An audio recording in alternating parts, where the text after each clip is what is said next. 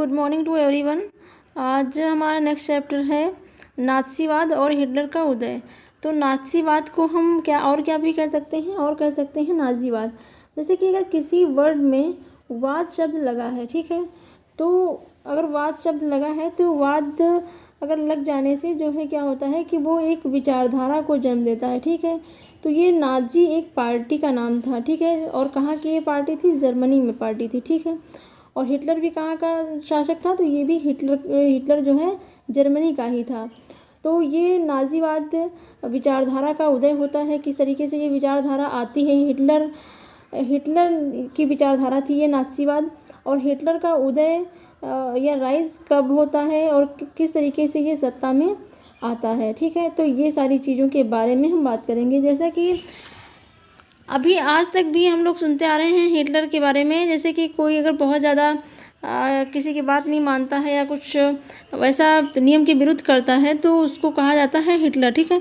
तो हिटलर कहते हैं, तो हिटलर क्या था कि हिटलर एक तानाशाह शासक था, ठीक है, बहुत ही क्रूर शासक था।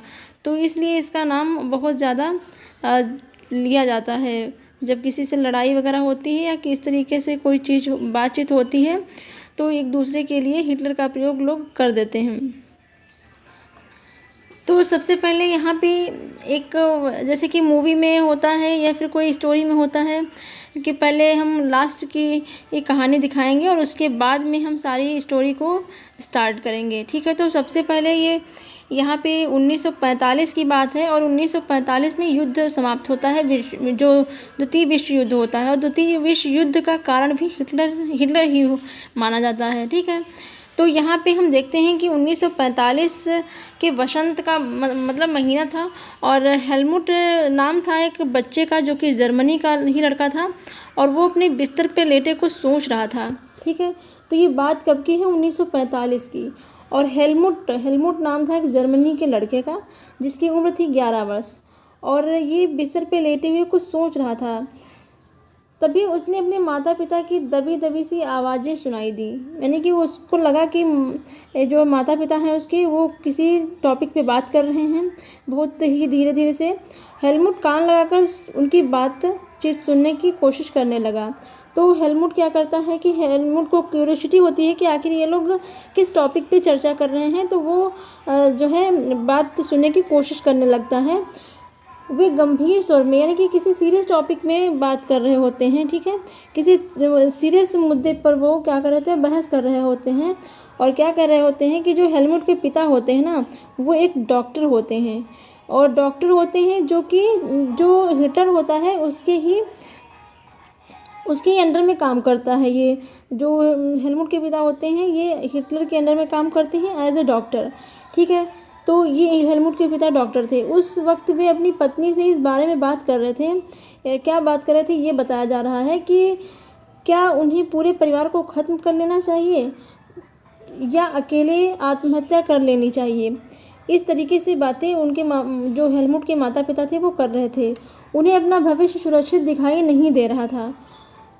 क्यों नहीं सुरक्षित दिखाई दे रहा था? क्योंकि जो द्वितीय विश्व युद्ध हुआ था उसमें बहुत सारी चीज़ें हिटलर ने ऐसी करी थी जिससे कि उसे घबराहट महसूस हो रही थी कि जो है जैसा कि हमने उनके साथ किया है वो भी हमारे साथ वैसा बर्ताव कर सकते हैं। तो वे घबराहट भरे स्वर में कह रहे थे कि अब मित्र राष्ट्र भी हमारे साथ वैसा ही बर्ताव करेंगे जैसा कि हमने अपाहिजों और यहूदियों के साथ किया था, ठीक है। तो ये सारी उसके अंदर क्या थी, ये सब उसके अंदर शंकाएं चल रही थी, बातचीत कर रहे थे वो दोनों लोग। अगले दिन वे क्या करते हैं, यानी कि वे मतलब हेलमुट के पिता हेलमुट को लेकर बाग में घूमने गए। यह आखिरी मौका था जब हेलमुट अपने पिता के साथ में बाग में घूमने जाता है, क्योंकि उसके बाद जो हेलमुट के पिता होते हैं उन्होंने अपनी आत्महत्या कर ली होती है। दोनों ने बच्चों के पुराने गीत गाए, खूब सारा वक्त खेलते कूदते बिताया, यानी कि खूब वहाँ पे एक दूसरे के साथ टाइम व्यतीत किया। और कुछ समय बाद हेलमुट के पिता ने अपने दफ्तर में खुद को गोली मार ली, ठीक है। तो यानी कि आत्महत्या कर ली हेलमुट के पिता ने अपने ऑफिस में ही। हेलमुट की यादों में वह क्षण अभी भी जिंदा है जब उसके पिता की खून में सनी वर्दी को घर के अलाव में ही जला दिया जाता है, यानी कि बाहर भी नहीं ले जाया जाता है, घर के अलाव में ही उसको जला दिया जाता है। इस तरीके का उसके अंदर जो हेलमुट होता है उसके अंदर भी भय व्याप्त हो जाता है। ये सब सुनकर और देखकर हेलमुट ने जो कुछ भी सुना था और जो कुछ हुआ उससे उसके दिलो दिमाग पर इतना गहरा सदमा पहुंचा कि अगले 9 साल तक वह घर में एक कौर भी नहीं खा पाया। यानी कि उसको ये डर सताता रहा था कि कहीं इसी डर से मेरी जो उसकी माँ है वो उसके खाने में जहर ना दे दें। ठीक है, तो इस डर से वो घर में जो है खाना भी नहीं खाता था। तो ये सारी चीज़ें होती हैं। फिर यहाँ पे देखते हैं कि हेलमुट को शायद समझ में ना आया हो, लेकिन हकीकत यह है कि उसके पिता नाज़ी थे। नाज़ी मतलब नाज़ी, ये जो हिटलर की पार्टी थी उसी के समर्थक थे। ठीक है, वे एडोल्फ हिटलर के कट्टर समर्थक थे और इसीलिए उनको डर था, क्योंकि जो केंद्रीय शक्तियाँ थी, जिनमें केंद्रीय शक्तियों में कौन कौन राष्ट्र थे, जैसे जर्मनी था। ठीक है, तो केंद्रीय जब द्वितीय विश्व युद्ध होता है, विश्व युद्ध का मतलब ये होता है कि वैश्विक स्तर पे जो युद्ध लड़े जाते हैं उन, जैसे कि बहुत सारे देश मिलकर जो युद्ध लड़ते हैं वो विश्व युद्ध कहलाते हैं। ठीक है, और जो केंद्रीय, इसमें दो डिवीज़न थे, यानी कि 2 खेमे थे। एक था केंद्रीय शक्तियाँ और एक मित्र शक्तियाँ थी। ठीक है, तो केंद्रीय शक्तियों में कौन कौन था? केंद्रीय शक्तियों में जर्मनी था और तुर्की था, जिसको ऑटोमन साम्राज्य कहा जाता है, और ऑस्ट्रिया और हंगरी था। ठीक है, और मित्र राष्ट्र में कौन कौन थे? मित्र राष्ट्र में ब्रिटेन था, फ्रांस था और रशिया था, और बाद में आकर वो अमेरिका भी इसमें शामिल हो जाता है।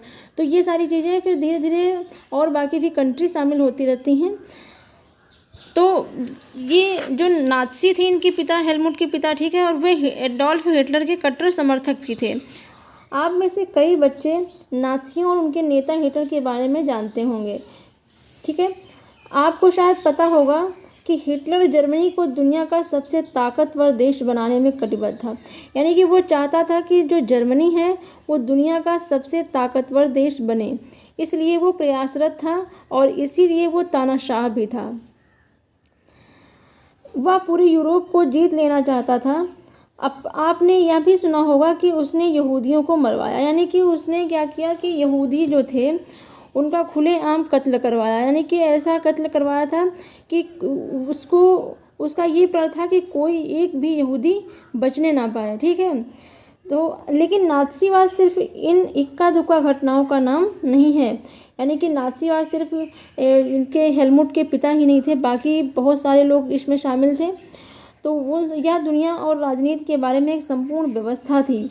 ठीक है, ये एक विचारधारा थी, जैसे हमने सेकेंड चैप्टर में पढ़ा कि जो समाजवाद था, तो वो एक विचारधारा थी। वो एक स्पेशल व्यक्ति की विचारधारा नहीं थी, बल्कि वो उस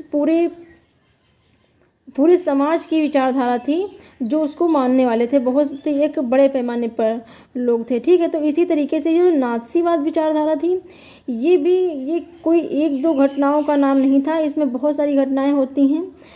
यह दुनिया और राजनीति के बारे में एक संपूर्ण व्यवस्था, विचारों की एक पूरी संरचना का नाम है। आइए समझने की कोशिश करें कि जो नाज़ीवाद का मतलब क्या था, यानी कि इतनी देर से हम लोग नाज़ीवाद पढ़ रहे हैं, तो इसका मतलब क्या था। और इस सिलसिले में सबसे पहले हम यह भी देखेंगे कि जो हेलमुट के पिता ने आत्महत्या करी थी वो क्यों करी थी, उसका रीज़न क्या था, वे किस चीज़ से डर गए थे। ठीक है, तो इन सब कारणों के बारे में हम बात करेंगे और ये जानेंगे कि नाज़ीवाद क्या होता है। फिर यहाँ पे देखते हैं कि मई 1945 में क्या होता है कि जर्मनी जो होता है, जर्मनी जहाँ का जो शासक होता है वो हिटलर होता है। जर्मनी ने मित्र राष्ट्रों के सामने क्या कर दिया, समर्पण कर दिया, क्योंकि जर्मनी हार चुका होता है। ठीक है, तो मित्र राष्ट्र जीत जाते हैं और 1945 में द्वितीय विश्व युद्ध जब समाप्त होता है तो जर्मनी ने अपना जो समर्पण कर देता है मित्र राष्ट्रों के सामने। हिटलर को अंदाज़ा हो चुका था कि अब उसकी लड़ाई का क्या हश्र होने वाला है, यानी कि अब इसका परिणाम क्या होने वाला है। उसको लग रहा था कि इसका परिणाम बहुत ही बुरा होने वाला है। इसलिए हिटलर और उसके प्रचार मंत्री जो गोबल्स थे, उन्होंने क्या किया कि बर्लिन के एक बंकर में पूरे परिवार के साथ अप्रैल में ही आत्महत्या कर ली थी। तो हिटलर यानी कि इतना ज़्यादा भयभीत हो गए थे हिटलर और उसके जो प्रचार मंत्री गोबल्स ने क्या किया कि बर्लिन के एक बंकर में पूरे परिवार के साथ अप्रैल में ही आत्महत्या कर ली थी। ठीक है, तो ये सारी गंभीर घटनाएं होती हैं बहुत ही। और युद्ध खत्म होने के बाद क्या होता है, न्यूरमबर्ग में एक अंतर्राष्ट्रीय सैनिक अदालत स्थापित की जाती है। तो सैनिक अदालत कहाँ स्थापित की जाती है? न्यूरमबर्ग में एक अंतर्राष्ट्रीय सैनिक अदालत स्थापित की जाती है। और इस अदालत को शांति के विरुद्ध किए गए अपराधों, मानवता के खिलाफ किए गए अपराधों और युद्ध अपराधों के लिए नाज़ी युद्धबंदियों पर मुकदमा चलाने, यानी कि जो नाज़ी युद्धबंदी थे उन पर मुकदमा चलाने के लिए क्या करते हैं कि का जिम्मा सौंपा गया था उस संस्था को। ठीक है, और युद्ध के दौरान क्या होता है कि युद्ध के दौरान जर्मनी के व्यवहार ख़ास तौर से इंसानियत के खिलाफ किए गए, यानी कि जिस तरीके से उसने यहूदियों का कत्ल करवाया वो इंसानियत के खिलाफ था। उसके अपराधों की वजह से कई गंभीर नैतिक सवाल खड़े हुए और उसके कृत्यों की दुनिया भर में निंदा की गई। ये कृत्य क्या थे, इन सब चीज़ों के बारे में हम बात करेंगे आगे चैप्टर में। अभी हम फिलहाल इसका इंट्रोडक्शन पढ़ रहे हैं कि किस किस घटना का इसमें जिक्र किया गया है इस चैप्टर में और किस तरीके से हिटलर जो था वो इतना ज़्यादा तानाशाह हो जाता है, इतना ज़्यादा क्रूर हो जाता है कि वो इंसानियत की उसके जो उसके कार्य होते हैं वो इंसानियत के खिलाफ हो जाते हैं और अपराधों की वजह से कई गंभीर नैतिक सवाल भी खड़े होते हैं कि इस तरीके से जो हिटलर कर रहा था उस टाइम पे। दूसरे विश्व युद्ध के साये में क्या हुआ कि जर्मनी ने जनसंहार शुरू कर दिया। जब दूसरा विश्व युद्ध स्टार्ट होता है तो विश्व युद्ध होता है, ये स्टार्ट होता है दूसरा विश्व युद्ध 1939 से ये 1945 तक चलता है। ठीक है, ये दूसरे विश्व युद्ध के साये में जर्मनी ने क्या किया कि जनसंहार शुरू कर दिया, यानी कि खुले कत्लेआम शुरू कर देता है और जिसके तहत यूरोप में रहने वाले कुछ खास नस्ल के लोग, यानी कि ये इसको यहूदियों से, यहूदी जो नस्ल थी उससे बहुत ही ज़्यादा इसको नफ़रत थी। ठीक है, तो उसको ख़त्म करने के लिए इसने भरसक प्रयास किया कि एक भी यहूदी बचने ना पाए। तो इसलिए उसने इतना ज़्यादा हत्या करवाई है कि लोग ऐसा कहने लगे कि ये तो इंसानियत की जो है खिलाफ है। कुछ खास नस्ल के लोगों को सामूहिक रूप से मारा जाने लगा। इस युद्ध में मारे गए लोगों में 60 लाख यहूदी थे। ठीक है, 2 लाख जिप्सी थे और 10 लाख पोलैंड के नागरिक थे। इतने लोगों की, इतनी बड़ी संख्या में लोगों की हत्या की गई कि साथ ही मानसिक व शारीरिक रूप से क्या किया गया, अपंग घोषित किए गए। कितने लोग थे? 70,000 जर्मन नागरिक भी मार डाले गए थे। इनके अलावा ना जाने कितने ही राजनीतिक विरोधियों को भी मौत की नींद सुला दिया, यानी कि जो भी इनके मतलब विरोध में होते थे हिटलर के, जो भी थोड़ा सा विरोध करते थे उसको ये तुरंत क्या करता था कि मौत की घाट ये सुला देता था। तो इसलिए ये बहुत ज़्यादा मतलब क्रूर शासक था इतिहास में अगर देखा जाए तो। इनके अलावा ना जाने कितने ही नागरिक जो राजनीतिक विरोधियों को भी मौत की नींद सुला दिया गया। इतनी बड़ी तादाद में लोगों को मारने के लिए ऑस्विट्स जैसे कत्ल खाने बनाए गए, यानी कि कत्ल खाने भी बनाए गए जिसका नाम क्या था, ऑस्विट्स जैसे कत्ल खाने बनाए गए। जान सकते हैं कि आप कितना भयानक दृश्य होगा उस टाइम पे, जहाँ जहरीली गैस से हज़ारों लोगों को एक साथ मौत के घाट उतार दिया जाता था। यानी कि लोगों को इस जो ये कत्ल खाना था, एक रूम बनाया जाता था हत्या के लिए, स्पेशली ऑस्विट्स उसका नाम था। और उसमें क्या किया जाता था कि लोगों को उसमें भर दिया जाता था और फिर जहरीली गैस छोड़ दी जाती थी जिससे हज़ारों लोगों की एक साथ मौत हो जाती थी। न्यूरमबर्ग अदालत ने केवल 11 मुख्य नाज़ियों को ही मौत की सज़ा दी।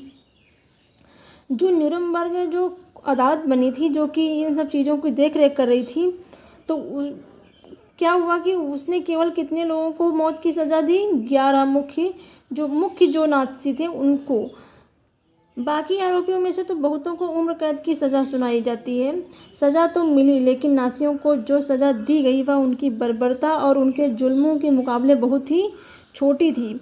असल में जो मित्र राष्ट्र थे, मित्र राष्ट्र पराजित जर्मनी पर इस बार वैसा कठोर दंड नहीं थोपना चाहते थे जिस तरह का दंड पहले विश्व युद्ध के बाद जर्मनी पर थोपा गया था। क्योंकि जर्मनी, जो पहला विश्व युद्ध होता है 1914 से 1918 के बीच में, तो उसमें क्या होता है कि जर्मनी को ज़बरदस्ती उससे जो संधि होती है, पेरिस की संधि कराई जाती है, और बहुत सारी जो चीज़ें होती हैं मनमाने तरीके से जो मित्र राष्ट्र होते हैं उन्होंने जर्मनी पे थोपा हुआ होता है। तो इस बार वो ऐसी गलती करना नहीं चाहते होते हैं, ठीक है। बहुत सारे लोगों का मानना था कि पहले विश्व युद्ध के आखिर में जर्मनी के लोग जिस तरह के अनुभव से गुजरे, उसने भी नाज़ी जर्मनी के उदय में योगदान दिया।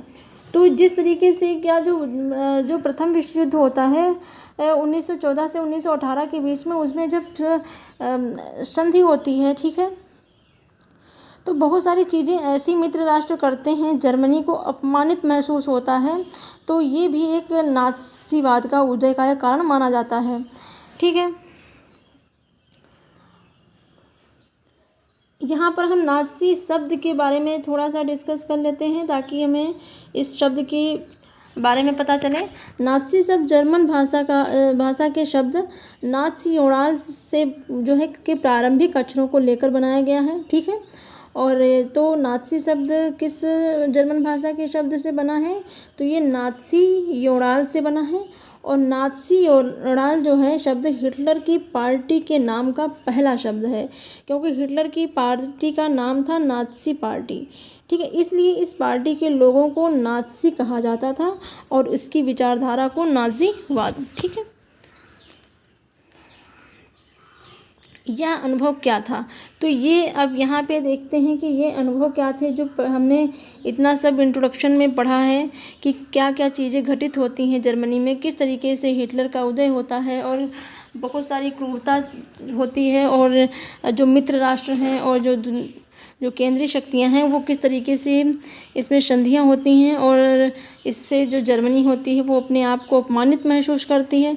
तो ये सारी चीज़ें यहाँ पे होती हैं और ये कैसा अनुभव था उस टाइम का। तो इन सब चीज़ों के बारे में हम नेक्स्ट जो सब टॉपिक हमारा है वाइमर गणराज्य का जन्म, तो इसके बारे में सबसे पहले हम बात करेंगे नेक्स्ट वीडियो में। Okay, thank you so much.